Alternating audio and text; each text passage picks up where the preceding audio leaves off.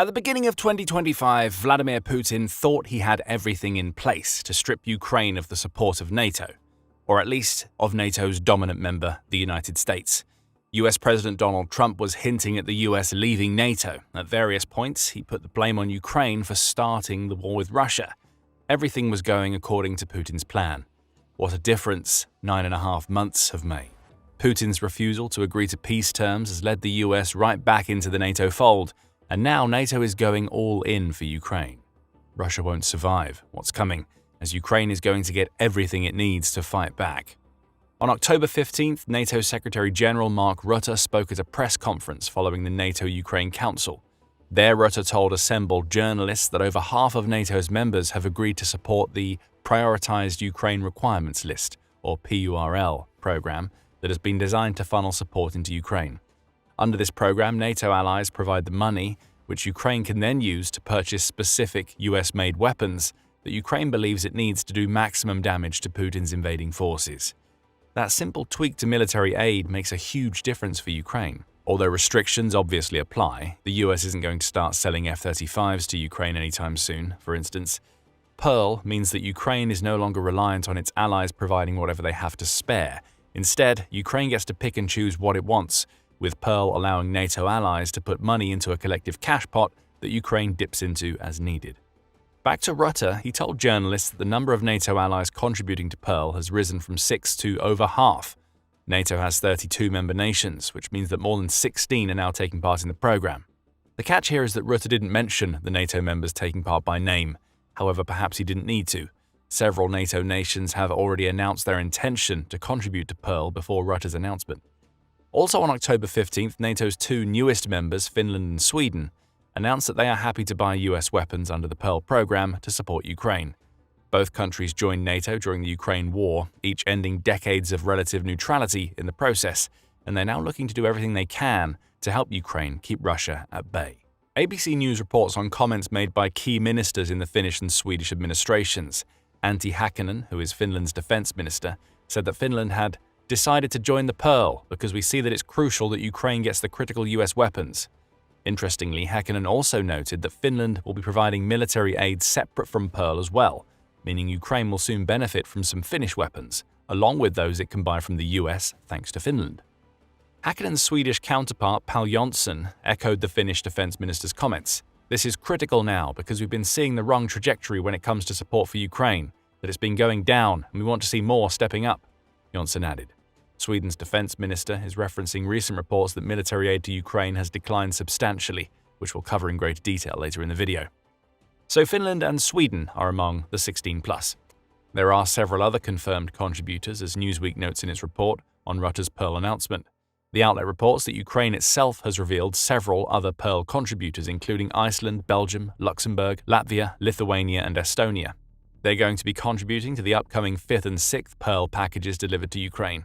These are all new members, as you will discover in a moment. However, you may notice that we're seeing a distinct lack of several of Europe's major military powers, such as France, Germany, and the UK.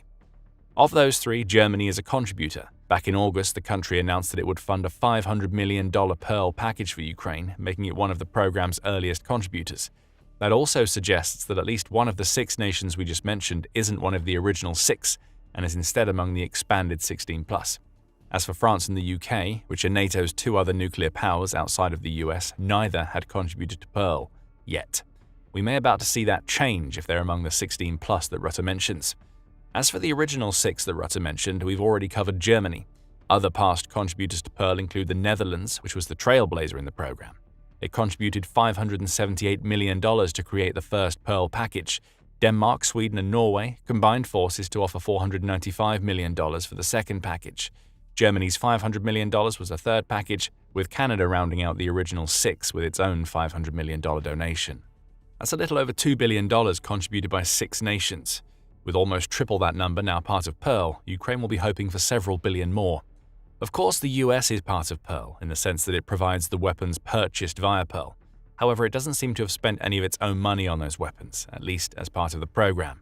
US Secretary of War Pete Hegseth, who was formerly the Defense Secretary before rebranding, has also suggested that the expansion of PURL could mean very big things for the Ukraine war.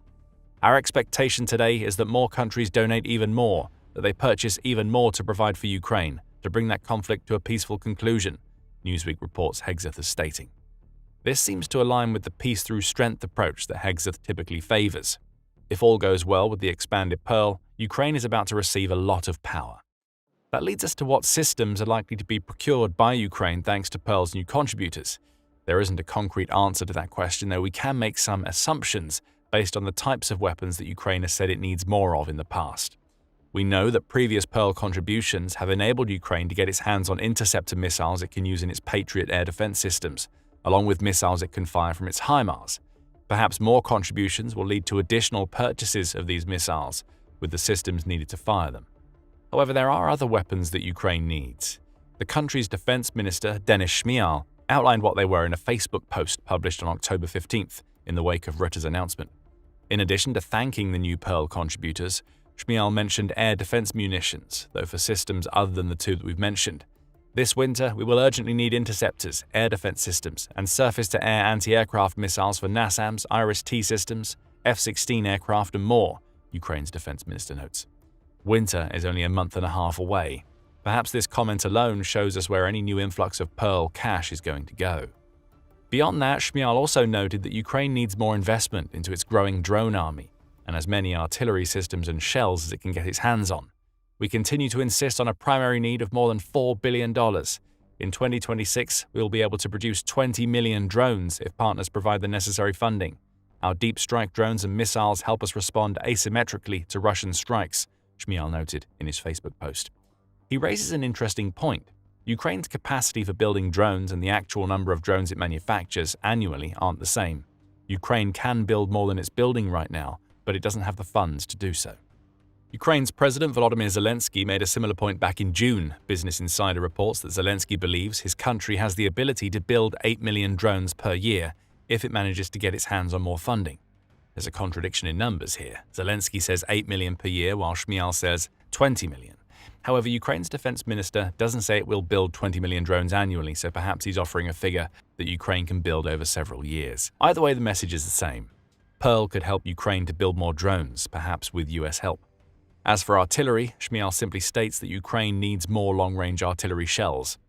As an interesting postscript to his comments, Ukraine's defense minister adds that the country's European allies have ways to contribute outside of Pearl, and that such contributions will play a huge role in aiding Ukraine. We ask partners to join us in covering $60 billion, half of planned spending. The optimal way is for European partners to allocate at least 0.25% of GDP to military assistance for Ukraine. Another option is a loan financed from Russia's frozen assets, Shmyhal said before concluding his post with another thank you to the NATO nations that have now added their strength to Pearl. To some, this final request could seem greedy. However, it makes sense in the context of Ukraine growing its domestic defense industry. As of September, almost 60% of the weapons Ukraine is using in its war against Russia are soldiers and other equipment. Shmyhal may be asking NATO's European members to look toward the future here. Aiding Ukraine now with its ballooning defense budget could be seen as an investment. If Ukraine succeeds against Russia, it will do so partially because it has a much larger defense industry that could then go on to supply its European allies in the years after the war. Invest to defeat Russia now, benefit from even stronger collective defense against Russian aggression in the future. There is one potential Pearl weapon that we haven't mentioned yet, a weapon that has been on many people's minds because there's been many hints that the US could start supplying them to Ukraine as punishment for Putin's refusal to agree to peace terms. According to RBC Ukraine, it's a weapon upon which Trump has said a decision has effectively already been made. It's also a weapon that has led to the Kremlin crying out that its introduction into the war would be a major blow to the relationship between the US and Russia. That weapon is Tomahawk missiles. And as a US-made weapon, Ukraine could theoretically purchase these missiles via the Pearl program, assuming the US gives it permission to do so. Right now, no final decision has been made, though there is quiet confidence in some quarters that the US is going to give the green light. Publicly, Trump's comments have been all maybes and I may, but if RBC Ukraine is to be believed, the decision is practically made, and Russia's reaction, combined with comments made by Zelensky that the arrival of Tomahawks would force Russia to sober up, suggests that the decision has gone in Ukraine's favor. If it has, Tomahawks could be a game changer, especially in terms of effectiveness of Ukraine's long-range campaign against Russia's energy infrastructure. These powerful missiles are capable of traveling up to 1,500 miles, the BBC reports, That would put Moscow within firing range should Ukraine decide to directly engage Russia's capital. There are also versatile missiles that can be launched from ships, submarines, or land, though the former two options likely don't apply to Ukraine, given the limited strength of its navy. Still, at roughly $2.5 million per missile, for the most recent version, per the New York Times, Tomahawks would be an affordable addition to Pearl, especially now that the program has more than 16 members. We'll have to wait and see what the US ultimately decides when it comes to these missiles. Even if Ukraine doesn't end up getting more Tomahawks, Rutte's announcement means that it's got something that it's been wanting since Pearl was created: more members. Hours prior to the Ukraine-NATO Council that led to the announcement of new Pearl members, the Kyiv Post published a report stating that Rutte intended to press NATO allies to join the initiative during the meeting. And one of the issues we'll be discussing is the new program, which we launched only in August, the program where the United States is again delivering essential, lethal and non-lethal military support to Ukraine, paid for by allies, already $2 billion committed in the build-up to the Council. And I have every reason to assume today that many other countries will sign up. Rutte was right. Pearl now has more than 16 contributors, and the odds are that other NATO members will join the program when they're able. If Europe's heavy hitters, such as France and the UK, bring their weight to the initiative, Russia will be terrified. It may not even survive what comes after. For now, let's explore what all of this means for the war. The expansion of Pearl is great for Ukraine from the perspective that the program's existence puts to bed the issues that Trump and his administration have had with NATO in the very recent past. After all, it was only during Trump's 2018 visit to the NATO summit in Brussels that the US made it very clear that he was no supporter of the way NATO was being run at the time. As Politico reports, Trump's first term saw him threaten to withdraw the US from NATO entirely unless the rest of the organization's members started spending more to contribute to collective defense. Trump had a point. The US remains the biggest defense spender in NATO even in 2025. However, the gulf between its spending and the rest of NATO's spending was massive until very recently.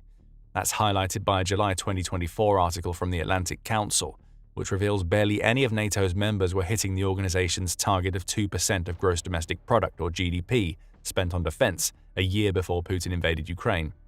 Poland, the US, Greece, and Latvia were the only members at or above 2%, with Lithuania being right on the edge. Everybody else was well below the mark, and Trump was angry about it. Trump's push for more NATO spending continued in his second term, which began in 2025. By that point, the Atlantic Council notes, 23 of NATO's member nations were hitting or exceeding the 2% GDP target. But Trump wanted more, and he got it. As of August 27th, NATO has officially announced that it will be setting a new target of 5% of each member's GDP being committed to defense. With the US under Trump seemingly satisfied that spending is fair in NATO once again, it seems happier to work alongside the organization to support Ukraine once more. Pearl is the most prominent way the US is doing so. For Putin, the US coming back into the NATO fold is terrible news. For much of 2025, Putin appeared to believe that he could sow the seeds of division within NATO to the point that the organization would become a non-factor in Ukraine. Building a closer relationship with the US, which could have allowed Putin to drip honey into Trump's ear and convince him that exiting NATO was the right call, seemed to be part of the plan.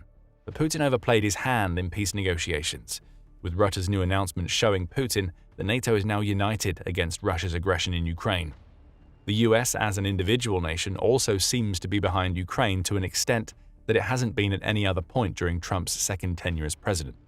In recent months, Trump has been threatening sanctions against Russia, albeit without following through.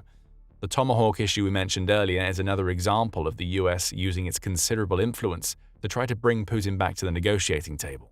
The US knows that Russia doesn't want Ukraine to have Tomahawk missiles, and it's using that fact as leverage.